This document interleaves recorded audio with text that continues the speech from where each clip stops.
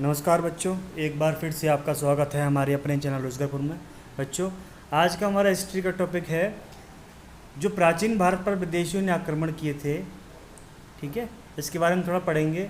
जो विदेशी आक्रमण हैं प्राचीन भारत पर, उनको हम दो पार्टों में डिवाइड करते हैं। पहला है हमाखनी ईरानी आक्रमण, दूसरा है यूनानी आक्रमण। थोड़ा आगे पढ़ते हैं। देखिए, इस युग में जो मगध सम्राटों का जो अधिकार क्षेत्र है वो भारत के पश्चिम उत्तर प्रदेश तक विस्तृत नहीं हो पाया था। जिस समय मध्य भारत के राज्य मगध साम्राज्य की जो विस्तारवादी नीति का शिकार हो रहे थे, पश्चिम उत्तर प्रांतों में अराजकता एवं अव्यवस्था का वातावरण व्याप्त था। ठीक है बच्चों, और ये जो क्षेत्र है अनेक छोटे बड़े राज्यों में विभक्त था, जिसमें कंबोज, गांधार एवं मुद्र जो मद्र थे वो प्रमुख थे। ठीक है, आगे पढ़ते हैं थोड़ा। इन क्षेत्रों में कोई ऐसी सार्वभौम शक्ति नहीं थी कि जो परस्पर संघ राज्यों को जीतकर एक छत्र शासन कर सके। ठीक है, ये जो संपूर्ण प्रदेश उस समय विभाजित थे। ऐसी स्थिति में जो विदेशी आक्रांताओं का ध्यान भारत के इस भूभाग की ओर आकर्षित होना स्वाभाविक ही था। ठीक है, परिणाम स्वरूप हुआ यह प्रदेश दो विदेशी आक्रमणों का शिकार हुआ। ठीक है, हमाखानी ईरानी आक्रमण एवं यूनानी आक्रमण। आगे पढ़ते हैं। भारत में जो सर्वप्रथम विदेशी आक्रमण था वो हकामनी वंश के राजाओं ने किया। किसने किया? हकामनी वंश के राजाओं ने किया। बच्चे एक चीज़ और, भारत के 10,000 साल पुराने इतिहास में आज तक भारत ने सर्वप्रथम हमला किसी पर नहीं किया है। ठीक है बच्चों, आगे बढ़ते हैं। इस वंश के जो संस्थापक थे वो साइरस द्वितीय थे, जो 558 ईसा पूर्व से 529 ईसा पूर्व तक इनका शासनकाल रहा था। इनने भारत पर आक्रमण का असफल प्रयास किया था। ठीक है, आगे बढ़ते हैं। हकामनी ईरानी साम्राज्य के प्रमुख शासक साइरस द्वितीय। ठीक है, साइरस द्वितीय ने छठी शताब्दी ईसा पूर्व के मध्य ईरान में हकामनी साम्राज्य की स्थापना हुई। साइरस द्वितीय एक महत्वाकांक्षी शासक था और थोड़े ही समय में पश्चिम एशिया का सर्वाधिक शक्तिशाली शासक बन गया। साइरस ने सिंध के पश्चिम भारत के जो सीमावर्ती क्षेत्र की विजय की, और प्लिनी के विवरण से ज्ञात होता है कि साइरस ने कपिशा नगर को ध्वस्त किया। किसको ध्वस्त किया? कपिशा नगर को ध्वस्त किया। और इसकी जो मृत्यु है, साइरस की मृत्यु कैस्पियन क्षेत्र में डरवाइग नामक एक पूर्वी जनजाति के विरुद्ध लड़ते हुए हो गई थी।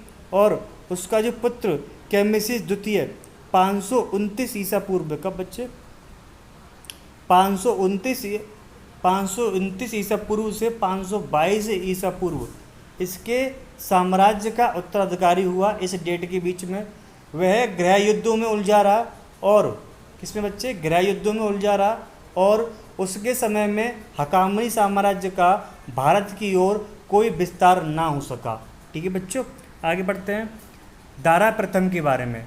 दारा प्रथम, इसको डेरियस प्रथम भी कहते हैं, जिसका शासनकाल रहा 522 ईसा पूर्व से 486 ईसा पूर्व। भारत पर आक्रमण करने में प्रथम सफलता दारा प्रथम को ही प्राप्त हुई थी। और दारा के यूनानी सेनापति स्काइलैक्स, इसने सिंधु से भारतीय समुद्र में उतरकर अरब और मकरान तटों का पता लगाया। उसके बाद दारा प्रथम ने 516 ईस्वी में सर्वप्रथम गांधार को जीता और फारसी साम्राज्य में मिला लिया। ठीक है, आगे बात करते हैं। भारत का जो पश्चिमोत्तर भाग था वो दारा के साम्राज्य का 20वां प्रांत हुआ, और कंबोज एवं गांधार पर भी उसका अधिकार हो गया था। आगे बढ़ते हैं। दारा प्रथम के 3 अभिलेखों बेस्तून, पार्सिपोलिस एवं नक्शे रुस्तम से ये पता चलता है कि उसी ने सर्वप्रथम सिंधु नदी के तटवर्ती भारतीय भूभागों को अधिकृत किया था। ठीक है बच्चों, आगे बढ़ते हैं। छियास अथवा जरक्सीज लगभग है बच्चे, कंफर्म नहीं है। 486 ईसा पूर्व से 465 ईसा पूर्व तक इसका कार्यकाल माना जाता है। ठीक है, ये दारा का पुत्र था और इसने अपने पिता के साम्राज्य को सुरक्षित रखा, मगर यह यूनानियों द्वारा परास्त कर दिया गया। ठीक है, इसने अपनी फौज में भारतीयों को शामिल किया था। जरक्सीस के उत्तराधिकारी तथा पारसिक साम्राज्य का जो विनाश है वो किस कदर हुआ, देखिए जरा। जरक्सीस की जो मृत्यु के पश्चात उसके तत्कालिक उत्तराधिकारी क्रमशः अंतर्जक्सीस प्रथम एवं अर्थजक्सीस द्वितीय हुए। साक्ष्यों से पता चलता है इन उत्तराधिकारियों द्वारा प्रथम द्वारा निर्मित साम्राज्य को सुरक्षित रखा गया था। पारसिकों का अंतिम सम्राट दारा तृतीय 360 ईसा पूर्व से 330 ईसा पूर्व तक इसका कार्यकाल रहा था। ठीक है, दारा तृतीय को यूनानी सिकंदर ने अरवेला गोगामेला के युद्ध 331 ईसा पूर्व में बुरी तरह परास्त कर दिया और इस प्रकार पारसिकों का विनाश हुआ। ठीक है बच्चों, इस लेक्चर में हम इतना ही पढ़ेंगे। इसके बाद हम जैन धर्म और बौद्ध धर्म के बारे में चर्चा करेंगे, मगर कल की वीडियो में। ठीक है, आज के लिए इतना ही बच्चों।